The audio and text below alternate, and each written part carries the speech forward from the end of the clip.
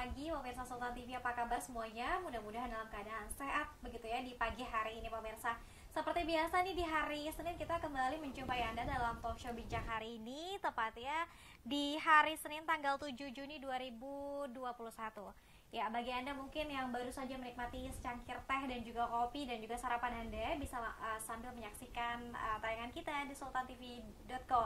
Jangan lupa juga untuk memfollow dan juga mengikuti media sosial kita di fanpage Facebook sultantv.co, kemudian Instagram kita sultantv.co dan juga @beritasultantv, dan juga kanal YouTube kita Sultan TV Streaming dan juga sultantv.co. Di sana banyak sekali konten-konten menarik dan juga informasi teraktual seputar daerah dan juga nasional pemirsa. Seperti biasa nanti di segmen selanjutnya kita juga akan mengundang peserta Anda pemirsa untuk bergabung untuk langsung bertanya kepada narasumber kita. Di kesempatan hari ini kita akan membahas Hari Lingkungan Hidup Sedunia dan juga akan membahas terkait dengan risiko bencana hulu dan hilir Banten pemirsa. Seperti biasa di studio Sultan TV telah hadir pagi hari ini narasumber kita yang akan membahas tema kita hari ini. Ada Kang Madhair Effendi dari Pena Masyarakat. Assalamualaikum Kang Khair. Waalaikumsalam warahmatullahi wabarakatuh. Sehat ya? Alhamdulillah. Alhamdulillah sehat. Tadi lancar perjalanan kemari? Lancar. Lancar tidak ada ya? hambatan. Tidak ada hambatan ya. Terima kasih sudah bergabung dan juga sudah sedia untuk hadir ke Sultan TV begitu. Dan kita juga ucapkan selamat Hari Lingkungan Hidup Sedunia ya Kang ya. Tanggal berapa kan kita peringati? Tanggal 5 Juni 2021 ya kemarin ya. Selamat Hari Lingkungan Hidup, mudah-mudahan kita bisa lebih mencintai lingkungan kita sekitar ya.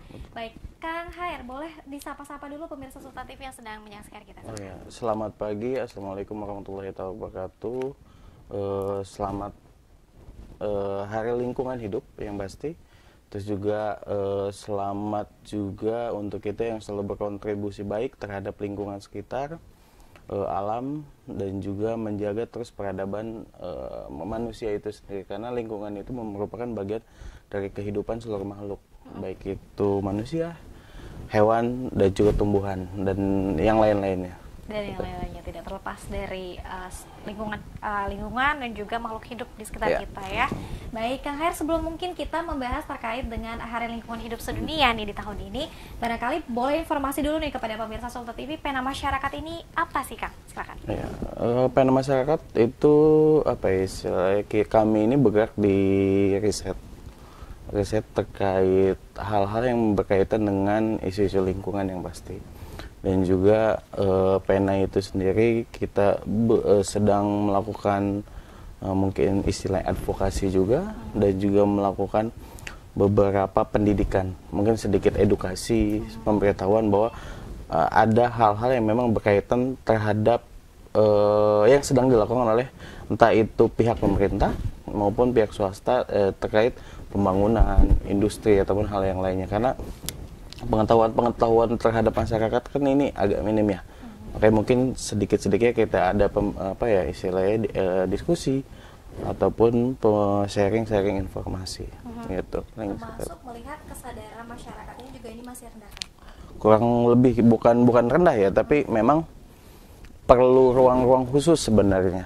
Ya, selain di dunia pendidikan, mungkin di ruang-ruang seperti entah itu di rumah, entah itu di lingkungan bermain, entah itu di ruang-ruang publik yang memang ada edukasi lah yang emang untuk selalu mengingatkan, semua orang perlu diingatkan. Berbeda dengan misalnya hewan ataupun tumbuhan, kita untuk mengingatkan kan harus inikan juga gitu, kurang lebih seperti itu. Ya, baik, luar biasa sekali. Sudah berapa tahun dibentuk Pena Masyarakat? Pena kurang lebih 1 tahun. Kita baru bergerak 1 tahun. Kebenaran sih saya sebelum di Pena mungkin sudah sempat juga bergerak, tapi di dunia yang mungkin berbeda, karena kebenaran istilahnya fokus di hukum. Saya pernah di lembaga bantuan hukum juga. Tuh. Ya. Oke. Nah, kenapa kemudian dari ini kan kalau kita lihat loncatnya kan lumayan jauh ya dari advokasi kemudian ke lingkungan. Kenapa sih Kang Khair kemudian tertarik untuk yuk kita sama-sama mengkaji tentang lingkungan? Karena istilahnya hari ini ngomongin tahun ini aja ya, mungkin beberapa tahun kebelakangan lah kita sempat dihebohkan dengan namanya omnibus Omnibus Law ini kan berbicara dengan berarti kan regulasi, aturan, dan juga mungkin beberapa kebijakan, baik itu dari pemerintah pusat dan mungkin akan turun gitu ke pemerintah daerah, baik di tingkat provinsi maupun di tingkat kota kabupaten. Nah, bicara aturan berarti kan bicara juga hal-hal yang memang berkaitan dengan kehidupan. Itu tadi manusia, entah itu nanti tumbuhannya juga dan juga hewannya. Antara hukum akhirnya ke lingkungan, jadilah sebuah istilah sosial. Ya, apa ya, kehidupan sosial yang memang mau tidak mau harus kita lebih bijak, lebih juga membuka mata, karena kan hari ini manusia juga ada simbiosis lah dari semua makhluk lainnya. Kita saling simbiosis, mutualisme. Kalau tidak kayak gitu, tidak mungkin manusia itu hidup sendiri ataupun dia bisa apa ya istilahnya, bisa ya dengan tubuhnya aja dia bisa kenyang sendiri ataupun istilahnya ya seperti itu kurang lebih. Dari mulai yang kita pakai, yang Yeah. kita makan, itu berasal juga dari apa lingkungan Yeah, dan juga betul. hidup yang Hidup. apa kita konsumsi setiap hari begitu ya. Baik, Kang Hayat, kalau kita lihat Hari Lingkungan Hidup Sedunia tahun ini itu kalau tidak salah restorasi ekosistem. Iya, betul. Temanya Iya. seperti apa Kang Hayat melihat ini? Ya, ngomongin restorasi, mungkin kalau kita lihat di Banten ya, di beberapa hal yang pernah sempat kejadian di Banten kan, kita pernah punya cerita tambang pasir di daerah Lontar, dan hari ini terjadi juga di daerah Bayah, di mana Bayah juga sedang ada tambang pasir laut di daerah pesisirnya. Terus juga ngomongin beberapa minggu yang lalu atau beberapa bulan yang lalu kalau tidak salah, Kipulung ya kalau tidak salah, yang sempat nangis, yang katanya tanah leluhurnya itu sampai ada gurandil, sampai ya katanya kan kemarin gurandil sempat ditangkap, nggak taunya gurandil yang lainnya masih ada lagi gitu tuh. Nah, ini yang istilahnya menjadi kekhawatiran. Yang ngomongin mungkin istilahnya kemarin di Bayah sendiri itu tampak nyata, malah yang Kipulung sendiri saya ini hanya dititipkan. Ya, kita sendiri juga kan manusia pun istilahnya kita juga dititipkan gitu tuh, bahwa lu diamanatin lingkungan itu untuk lu istilahnya untuk lu kelola lah dengan baik, tanpa harus rakus ataupun terlalu berlebihan lah terhadap pengelolaan alamnya itu sendiri, kurang lebih seperti itu. Baik, berangkat dari banyaknya permasalahan juga yang terjadi di Banten. Ya, betul. Kabupaten Lebak saja kemarin sudah mengesahkan RT/RW. Betul. Salah satunya pertambangan dan juga Betul. peternakan, ini juga kan akan berkaitan juga dengan isu-isu itu. Betul. Gitu. Nah, kalau bicara soal restorasi, apakah kemudian tidak terlalu terlambat nih Kang HR? Ini mungkin kerusakan alam sudah di mana-mana. Kita juga bencana ini mendengar, wah di media massa ini bencana lagi nih. Seperti apa Kang HR? Sebenarnya tidak ada kata terlambat selama masyarakat ataupun kita gitu sebagai manusia semua saling sadar, semua saling mengetahui, dan semua saling bisa untuk menjaga diri ya pasti. Karena kalau ngomongin hawa nafsu misalnya, manusia ini kan apalagi dengan keinginannya pasti udahlah hayu aja gitu, apalagi dengan perizinannya dimulusin lagi melalui omnibus hari ini yang katanya KLHS mitigasi bencana juga kan ya udah nanti aja perizinannya, yang penting aktivitas industri ataupun pembangunannya jalan dulu. Kan salah juga hal-hal seperti itu, yang dimana kalau misalnya hari ini kalau tidak salah kan di informasi dari BPBD Provinsi Banten juga kan ada beberapa titik rawan bencana yang hari ini juga ternyata banyak industri-industri ekstraktif yang sudah terbangun di situ, dan juga perizinannya ini seperti apa? Apakah ini mitigasi bencananya juga dilihat? Kalau emang ini ada potensi mitigasi bencana ataupun proyeksi-proyeksi yang memang tidak diinginkan, jangan dipaksakan gitu tuh. Kurang lebih seperti itu. Kurang lebih seperti itu ya. Ini berkaitan juga berarti dengan kebijakan dari pemerintah. Ya. Termasuk mungkin mempermudah investasi, Ya, investor masuk betul. dan sebagainya begitu. Apa kemudian yang harus kita bicara lagi dari Hari Lingkungan Hidup Sedunia, restorasi ekosistem. Bagaimana kita kemudian memulai restorasi itu, Kak? Harus mulai dari mana nih kita? Dari hal sederhana, yang pasti dari rumah sih. Terkait sampah lah. sampah-sampah kecil ya, mungkin sampah dari rumah ya, kalau bisa kita mulai coba memisahkan yang emang bisa didaur ulang ataupun yang memang sudah tidak bisa didaur ulang, minimal kita bisa pisahkan. Dan juga ini juga ada peran aktif dari pemerintah, ya mungkin itu dinas kebersihan istilahnya ataupun dinas lingkungan hidup misalnya. Ya memang di saat pengambilan sampah dari tiap-tiap rumah gitu ataupun misalnya dari pasar misalnya, mereka juga bisa memisahkan, jangan disatukan. Yang ada nanti pas ke TPSA misalnya ataupun tempat pembuangan akhir, ini malah dijadikan satu lagi. Ya kalau misalnya memang bisa dikelola lagi yang barang-barang memang recycle itu, ya coba dimanfaatkan. Dan juga maksudnya pemerintah juga bisa menekan gitu, baik itu dari industrinya, baik itu dari misalnya pasarnya, ataupun dari hal-hal ya mungkin yang lebih besarnya untuk mengurangi jumlah volume sampah itu sendiri. Karena kan ngomongin misalnya di sini ada berapa banyak sih minimarket misalnya, ada berapa mall misalnya, di situ kan kita bisa menghitung. Mungkin kalau secara kurang lebih ya, kalau itu saya sempat melihat penelitian, kita di rumah kalau misalnya sampah, kita memproduksi sampah dari rumah itu kurang lebih hampir 0,3 kilogram lah per orang, per rumah. Rumah tangga. Kurang lebih per rumah tangga itu 0,3 kilogram. Jika satu komplek misalnya di total, belum lagi dengan tadi sampah yang memang bisa direproduksi ulang ataupun yang memang limbah berbahayanya, ini kan bisa jumlahnya ini ya lama-kelamaan makin tinggi. Belum lagi di saat misalnya hajatan, misalnya ada hal-hal yang memang agak wah gitu. Ini kan berarti kan volume juga makin tinggi. Pengurangan, terus juga ya kalau bisa pembatasan juga. Ya mulai kesadaran itu juga mulai hari ini mulai ditingkatkan. Yang ngomongin restorasi, nggak ada kata telat kok selama kita istilahnya preventif, istilahnya mengantisipasi. Jangan sampai ada hal-hal yang memang tadi yang tidak diinginkan. Karena awal mula bencana, ya kita yang memulai. Ya istilahnya lu menanam ya berarti lu yang akan menuai. Apapun bentuknya itu, istilah seperti itu.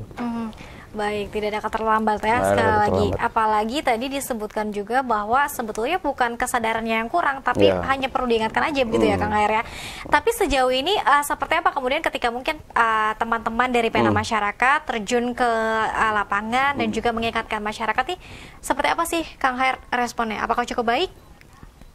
Bicara respon, masing-masing orang kan kita tidak bicara istilahnya pengetahuan ya, tapi kan ada bahasa yang memang gimana sih cara kita istilahnya, sama halnya kita kayak berpacaran, ada halnya PDKT, ada halnya yuk kita saling kenal, karena setiap orang kan banyak yang belum mengetahui apa sih istilahnya sampah, apa sih istilahnya hari ini terkait kayak kemarin penghilangan faba, debu fly ash itu kan, yang hal-hal kecil kayak gitu kan perlu informasi yang memang intens. Oke, tidak intens, minimal mungkin dengan cara tulisan ataupun memberi sebuah ilusi gambar lah istilahnya. Gambar hal kayak gitu untuk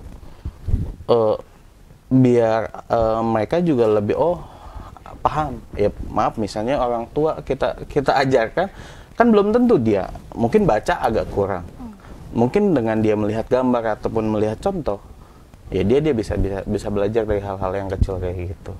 Kurang lebih gitu. Kurang lebih seperti itu ya. Responnya sekali lagi berbeda-beda ya. Tapi cukup ketika misalkan diberitahu cukup paham ya, mungkin dengan berbagai cara. Dengan berbagai cara. Karena kan kita juga balik lagi, kita tidak bisa memaksakan orang harus bisa seperti kita.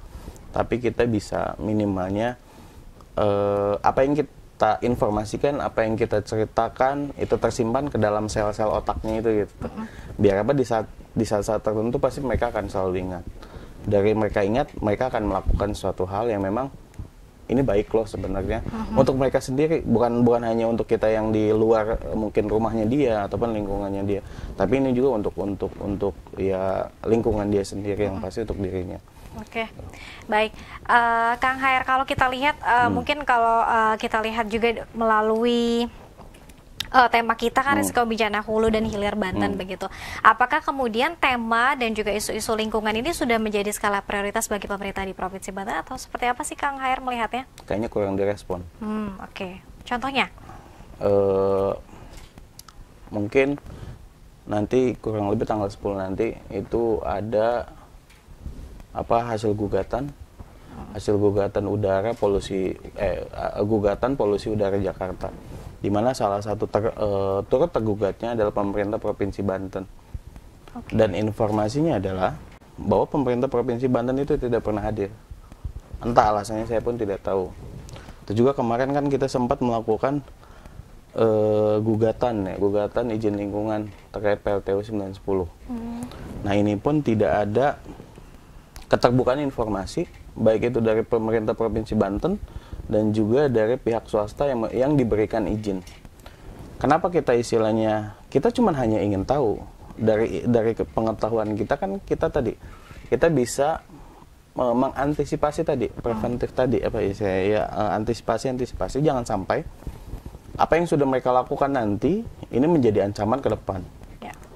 Ya, hari ini ngomongin krisis iklim, darurat iklim, dan banyak hal yang memang sebab akibatnya yang tadi dibilang dari hulu dan hilir. Bukan hanya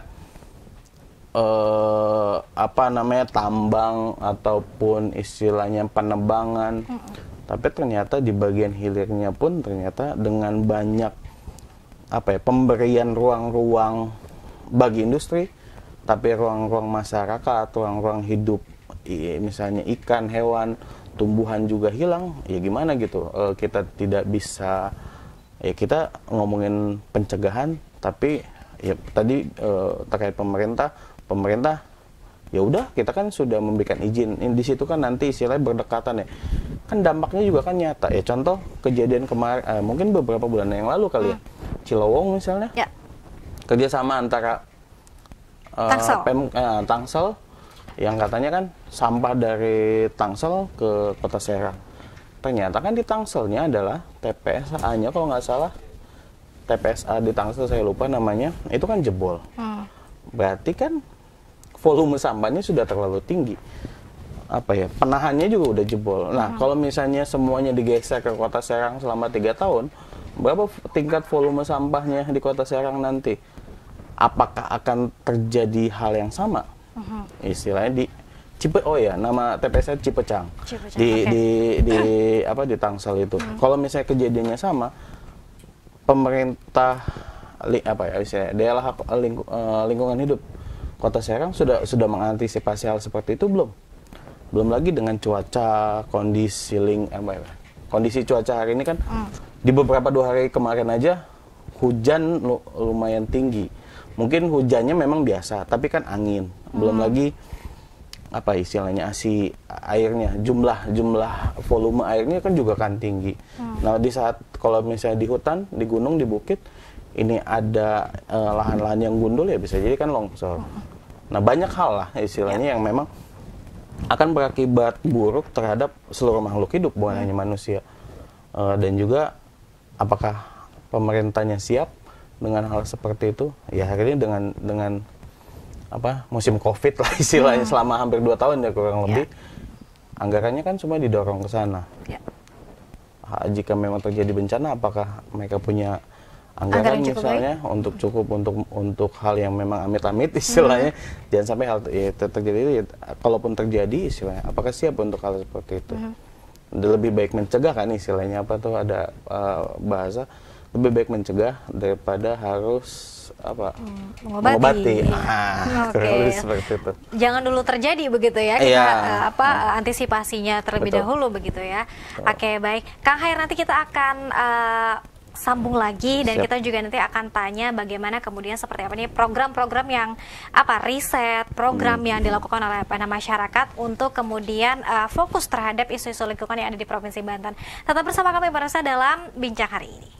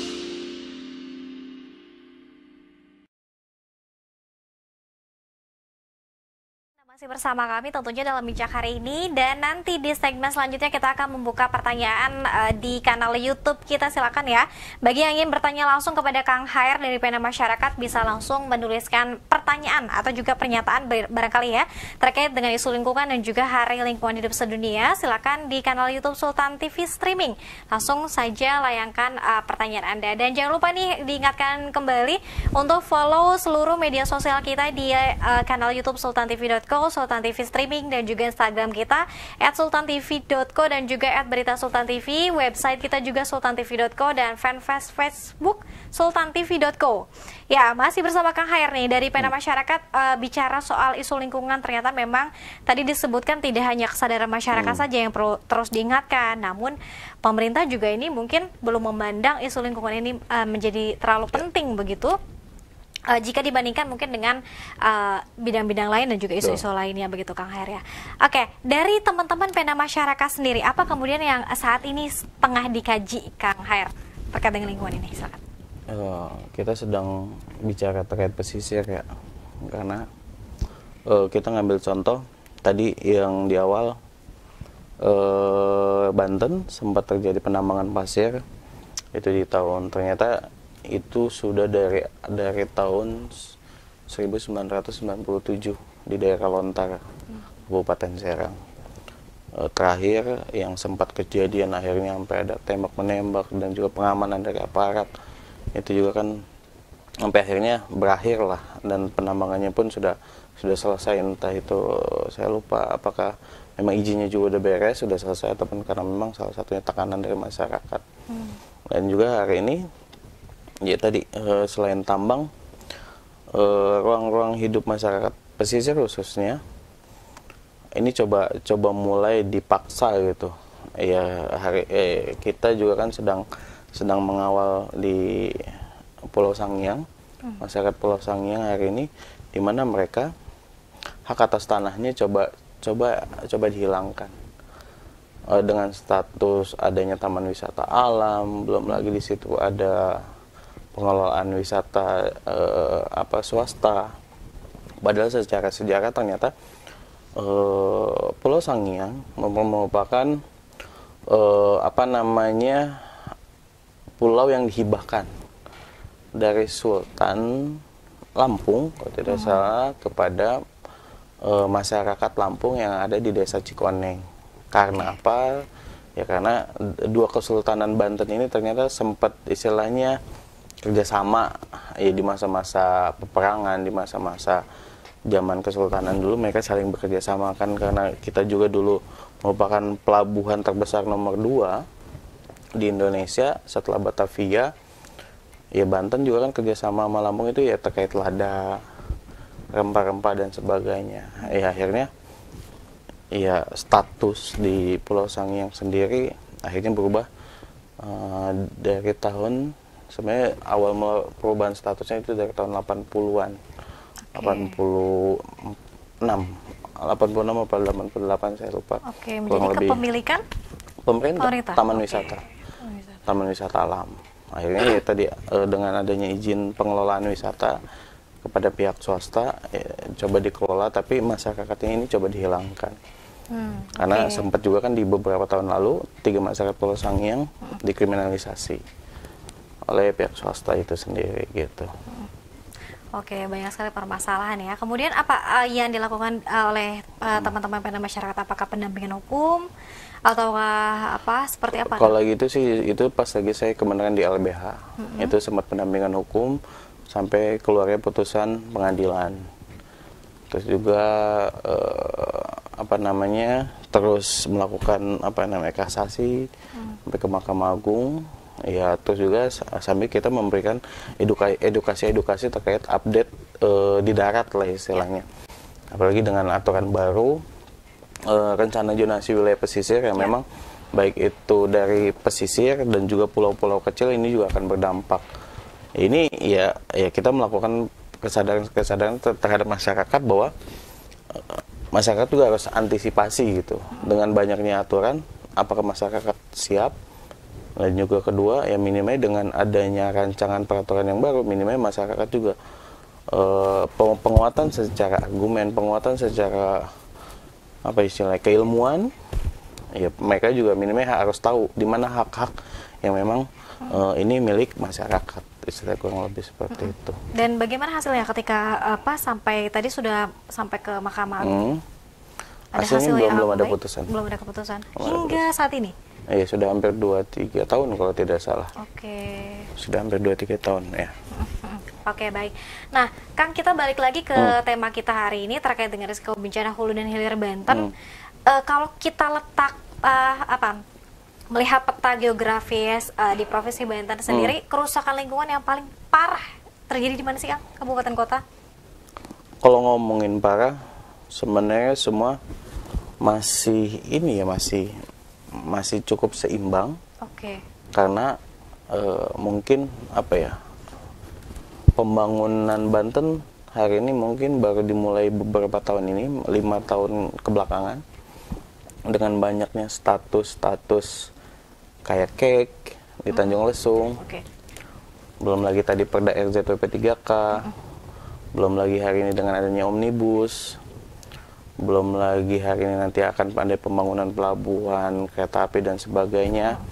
Yang perlu kita sadari juga, ternyata kalau tidak salah, kemarin dapat informasi dari Dinas Perindustrian ya, provinsi Banten itu memiliki hampir kurang lebih sekitar 7 sampai 5.000 industri yang ada di Banten. Dengan banyaknya industri juga kan memang ini mendapatkan sebuah pendapatan APBD daerah, tapi ternyata ya kita juga bisa melihat berapa volume tadi dampak gitu tuh, baik itu dari tingkat udara, darat, dan juga misalnya dari laut. Lautnya mungkin dari hal yang kecilnya mungkin selokan, sungai kayak gitu. Ya contoh kayak Ciujung lah, dengan kasusnya kurang lebih seperti itu. Banyak hal lah. Tapi kalau ngomongin secara kerusakan hari ini, yang akan berdampak ya tadi mungkin dari hulu dan hilirnya, ya kita udah harus siap-siap. Karena dengan banyak status, banyaknya keinginan pemerintah pusat dan juga pemerintah daerah, tapi pemerintahnya setingkat daerahnya sendiri, kalau dia tidak bisa mengantisipasi hal-hal yang memang akan terjadinya bencana di titik rawan bencana, ya berarti pemerintahnya juga istilahnya tidak berpikir gitu, bahwa mereka mengorbankan masyarakatnya, mereka coba menghilangkan peradabannya secara adat dan budayanya, dan juga menghilangkan kebiasaan-kebiasaan masyarakat lama yang mereka harus berubah menjadi buruh misalnya, dengan kemampuan mungkin mereka tidak punya kemampuan untuk menghidupkan mesin misalnya, ataupun memegang komputer atau apa, ya mungkin nanti akan ada pelatihan, tapi kan berarti kan itu dilihat juga dari umur kan. Yang bekerja itu pasti akan dilihat fresh graduate misalnya, ataupun umur-umur tertentu. Tidak mungkin umur 50 tahun yang biasa nyangkul disuruh megang mesin yang ada. Ya, hal-hal yang tidak diinginkan itu sendiri. Betul, gitu. Ketika lahan kita habis untuk dijadikan industri dan juga alih fungsi mungkin perumahan juga ini sudah banyak ya Kang Hair ya.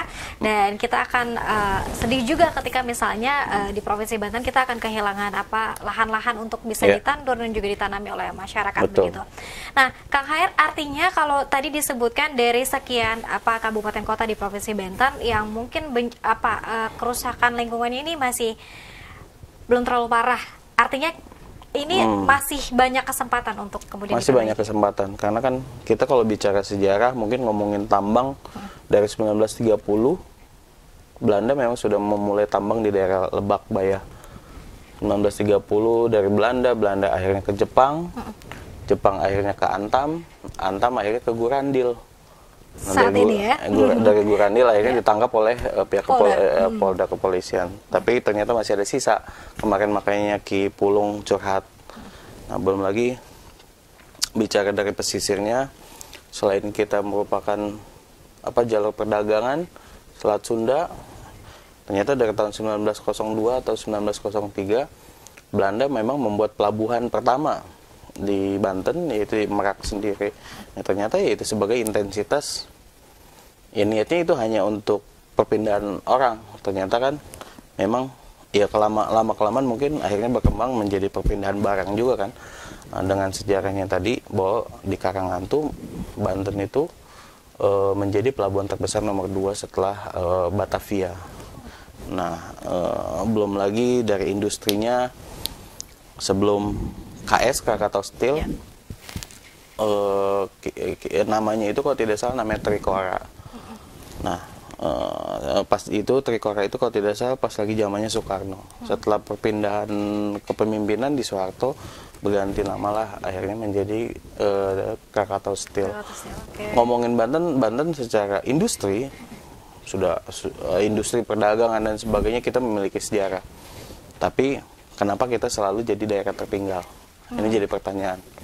Baik itu dari pemerintah daerah yang pastinya dan juga dari pemerintah pusat, apakah apa yang kurang gitu yang ada di kita gitu. Kita lahan pertanian banyak, yang ngomongin Serang kalau tidak salah kan artinya katanya sawah. Agraris. Agraris. Nah, kalau misalnya ternyata semua sawahnya ini berganti ke perumahan, berarti sawahnya ada di mana? Masa iya di gunung? Memang kalau tidak saya kawan-kawan pertanian sempat bilang ada sawah yang memang tidak harus apa istilahnya di lahan-lahan persawahan kayak di biasa di ini. Ternyata di daerah perbukitan juga ada apa saya lupa namanya, nama iniannya. Kurang lebih sih kayak gitu. Oke, artinya kalau melihat sejarah masa lalu industri perdagangan dan sebagainya ini sudah ada sejak dulu Kesultanan ya, masa Kesultanan Banten. Kemudian yang menjadi permasalahannya ini adalah untuk terus menjaga lingkungannya seperti apa nih? Apakah kemudian kebijakan dari pemerintah yang mungkin salah pada saat ini, berbeda dengan mungkin zaman Kesultanan dulu mungkin yang barangkali kondisi lingkungannya juga tidak sama seperti saat ini gitu ya, Kang. Kang Khair, kalau melihat kebijakan dari pemerintah sendiri, apa kemudian yang harus diperbaiki? Yang pasti mereka harus terbuka terkait perizinan dan juga terkait hal-hal yang memang bisa diantisipasi. Karena dengan banyak yang pasti sih dengan banyaknya kebijakan hari ini akan banyak juga tumpang tindih. Baik itu dari pusat ke daerah ataupun istilahnya mengikuti aturan secara hierarki ya, istilahnya secara atas bawahnya ini kan harus sesuai. Kayak ngomongin Perda RZ aja hari ini, rencana zonasi wilayah pesisir. Kemarin sudah disahkan di DPRD provinsi. Tapi kalau tidak salah itu perdanya itu belum ditetapkan, belum ada nomor surat karena harus penyesuaian undang-undang omnibus, undang-undang cipta kerja. Berarti kan undang-undang ini sebenarnya tertunda. Nah ini nih mungkin nanti ada kajian lagi secara perspektif hukumnya misalnya, apakah aturan ini bisa langsung berlanjut atau tidak? Karena kan memang sudah disahkan tapi belum ditetapkan. Nah apakah ini sudah sah atau belum? Apalagi harus ada penyesuaian juga undang-undang di atasnya. Ini kan jadi kebingungan. Dan kenapa misalnya lagi itu kan kita sempat menolak Perda RZ ini. Nah harusnya perda ini pun ya udah nanti aja dulu kita bahas yang pasti untuk masyarakat pesisir seperti apa dan bagaimana untuk kepentingan mereka. Nah kalau misalnya mereka sudah sesuai, tidak adanya dampak ataupun hal-hal yang lain, ya silakan. Dan akhirnya juga istilahnya ternyata perdanya juga sedang dikaji ulang yang biar sesuai dengan aturan yang ada di atasnya. Coba kalau kemarin ditunda ataupun dibahas ulang, kan tidak membuang anggaran ya, tidak ada hal-hal yang akibatnya apa istilahnya anggaran-anggaran yang harusnya untuk pendidikan, kesehatan dan juga mungkin hal-hal yang diperuntukkan untuk masyarakat, ini bisa didorong lebih dulu gitu tuh daripada harus anggaran yang ternyata saya kurang tahu setiap tahun pemerintah anggota legislatif kita DPRD provinsi ini membuat berapa regulasi sih setiap tahunnya? Setiap tahunnya. Kita juga belum tahu. Dengan kebutuhan anggaran sekian gitu Dengan kebutuhan anggaran sekian, aturannya sudah berapa banyak mereka menelurkan, sudah berapa banyak mereka menghasilkan aturan-aturan baru gitu. Yang memang ini untuk masyarakat, bukan untuk kepentingan penguasa ataupun pengusaha. Kurang lebih gitu. Oke, investor balik lagi ya. Oke, poin pertama adalah keterbukaan dari pemerintah. Kemudian juga mungkin poin kedua adalah evaluasi dan juga kajian ulang ini sangat perlu. Sangat perlu.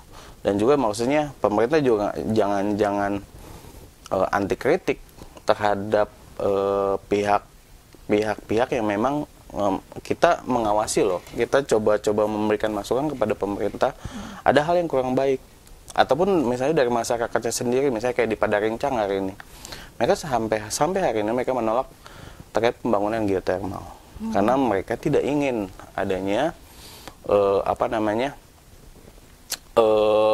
adanya pembangunan industri si geotermal ini akan berakibat buruk seperti di daerah-daerah lain.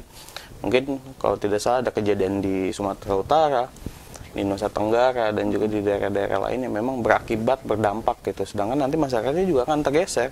Kebiasaan, budaya, adatnya pun akan tergeser. Siapa yang akan bertanggung jawab jika kita tidak mengenal misalnya ya pelaku-pelaku sejarah kita, ataupun istilahnya Padarincang, Ciomas kan ada cerita golok Ciomas, ataupun hal-hal yang cerita di daerah Gunung Karang misalnya. Siapa yang akan bertanggung jawab? Siapa yang akan kehilangan peradabannya gitu?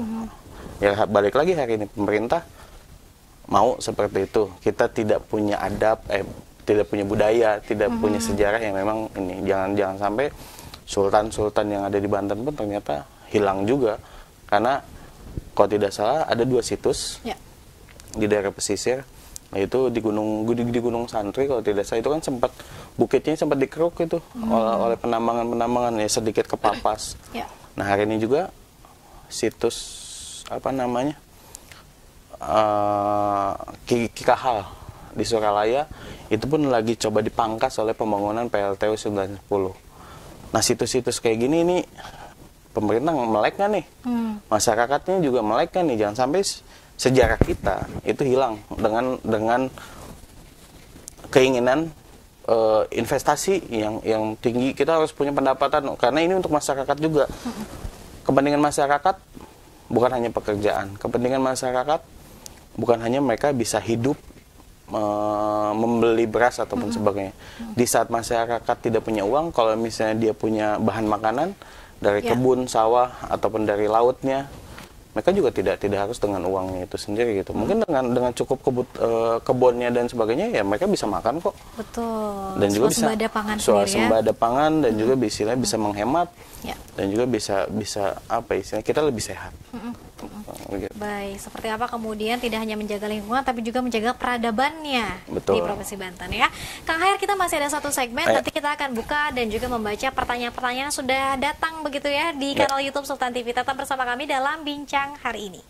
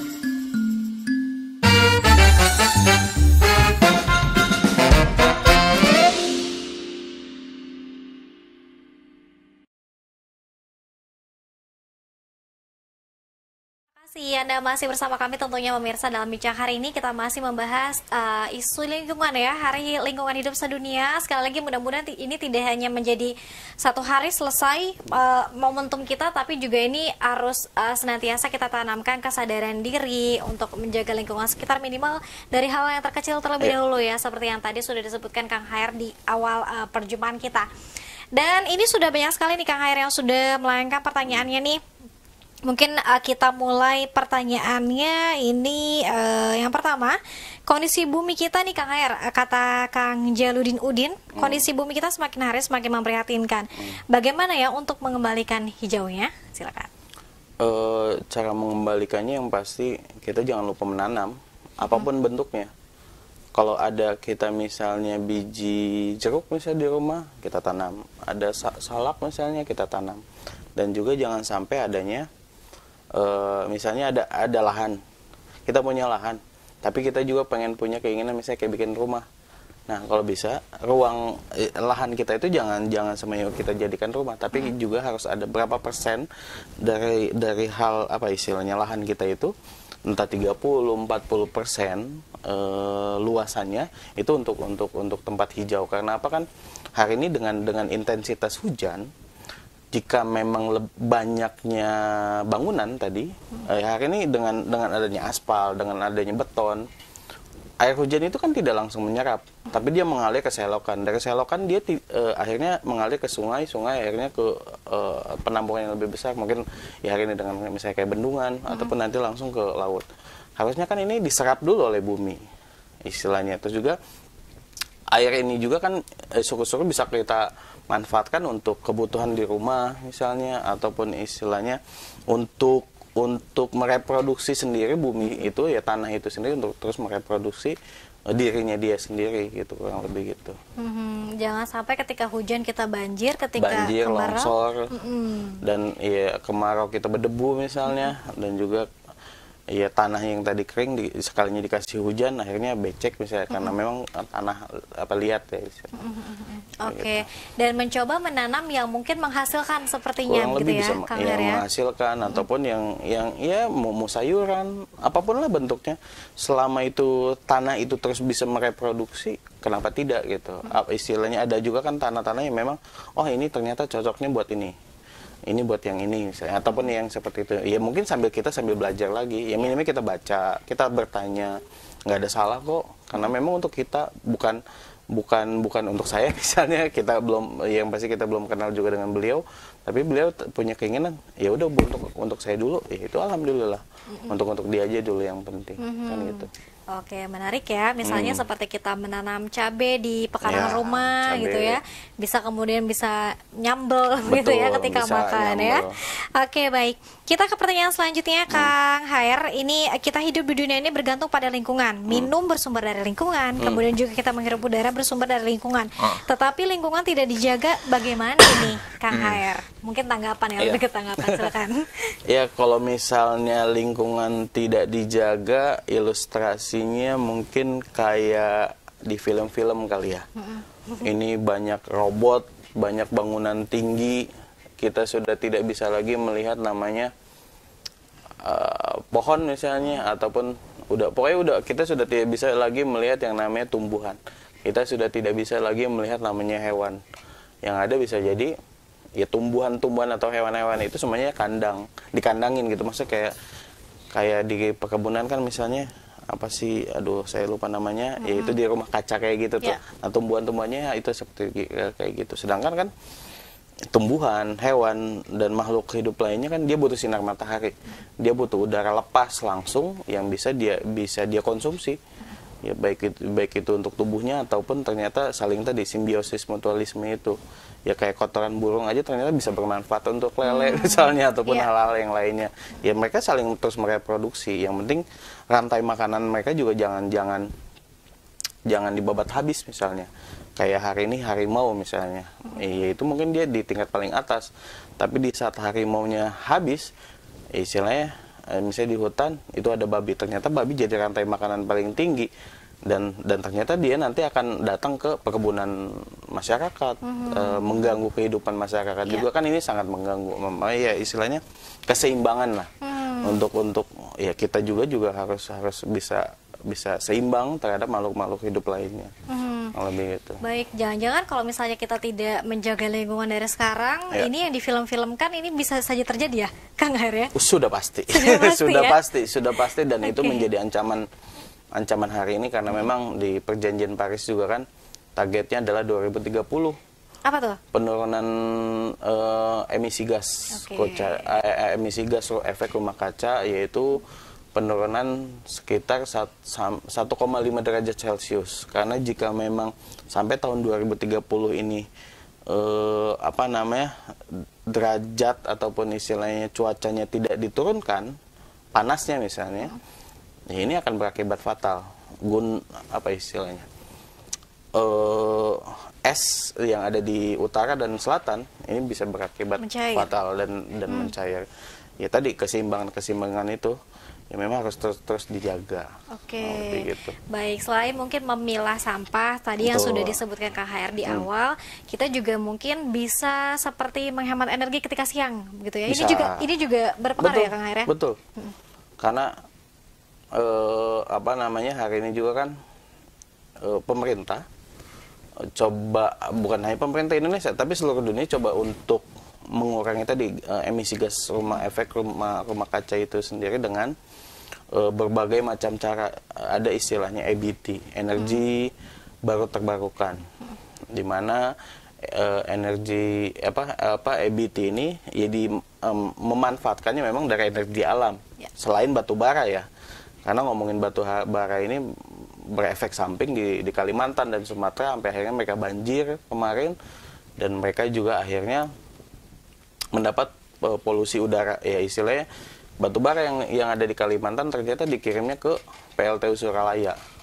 Ya untuk apa? Untuk energi panas untuk energi listrik dari panasnya sampai akhirnya menghasilkan listrik. Nah, hal seperti itu yang akhirnya di kita memang nyaman, enak kita mendapatkan listrik, tapi di Kalimantan yang akhirnya berakibat buruk gitu. Masyarakatnya akhirnya harus terkena banjir, terkena longsor, terkena hal-hal yang memang ya jangan sampai terjadi juga gitu di kita. Emang kita tidak kena banjir dan longsor, tapi kita kena asapnya dari pembakaran batu bara itu, lebih gitu. Oke, kurang lebih seperti itu ya. Kita ke pertanyaan selanjutnya ya, Kang Hair ya. Langkah awal yang bisa kita tempuh menghijaukan dan juga meminarkan kembali alam kita, bagaimana dari pena masyarakat, teman-teman pena masyarakat? Ada tidak sih aksi yang kemudian mengajak masyarakat sekitar untuk sama-sama aksi dari pena masyarakat? Silakan. Kalau untuk kita hari ini ngomongin penghijauan, mungkin kita belum sampai sana untuk kayak menanam ataupun apa, tapi kalau ada teman-teman yang ingin melakukan penanaman, misalnya penanam bakau, pohon dan sebagainya, kita bisa ikut. Ya kalau hari ini kita coba mengkajinya dampak-dampak yang memang tadi kita udah punya sejarah zaman dahulu sudah ada industri gitu. Nah, dari industri-industri yang sudah ada ini, langkah-langkah berikutnya apa gitu. Nah, minimalnya setelah adanya industri, jangan sampai adanya hal-hal yang lain. Nah, kalau untuk tadi misalnya yuk kita tanam itu, ya kita pun tidak menutup kemungkinan ke depannya. Saya kata kita coba bisa mengajak teman-teman ataupun Sultan TV juga untuk adanya penanaman pohon di daerah-daerah yang memang sudah sudah mengkhawatirkan ya. Entah itu di Gunung Karang, Gunung Pulau Sari misalnya, di Bukit Liman misalnya, langsung ke jalan-jalan ke Baduy, ya seperti hal seperti itulah. Banyak hal, tapi untuk hari ini kita sedang konsen terkait di kebijakan, terus juga di pembangunan, dan juga memang dampak-dampak dari regulasi-regulasi yang memang mengancam, apalagi lewat omnibus hari ini. Lebih sih gitu.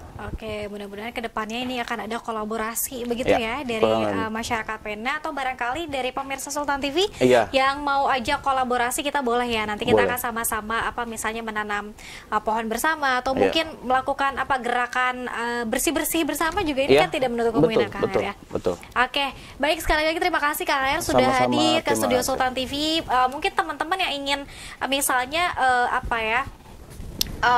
ingin edukasi terkait dengan lingkungan, bisa datang kemana Kang Hair, boleh disebutkan alamatnya? Kalau untuk datang silakan ke sekretariat rumah belajar pena, itu ada di Komplek Tumaritis. Ataupun kalau teman-teman mau coba komunikasi, kita untuk media sosial hanya baru punya Instagram, bisa cek aja langsung ataupun cari di pena _masyarakat. @pena_masyarakat. Iya, @pena_masyarakat. Mungkin ada yang mau tanya gitu, ataupun mau diskusi apapun.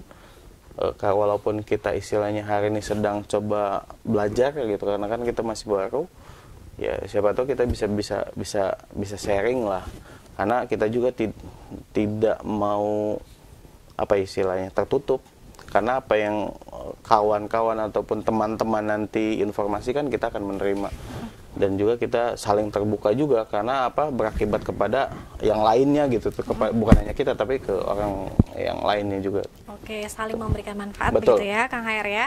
Oke, baik, sekali lagi terima kasih Kang Madhair Effendi dari Pena Masyarakat sudah mampir ke studio Sultan TV. Mudah-mudahan obrolan kita juga ini semakin ada hikmah dan juga menularkan semangat lagi kepada pemirsa Sultan TV untuk sama-sama menjaga lingkungan. Terakhir Kang Hair, silakan apa yang ingin disampaikan? Gitu.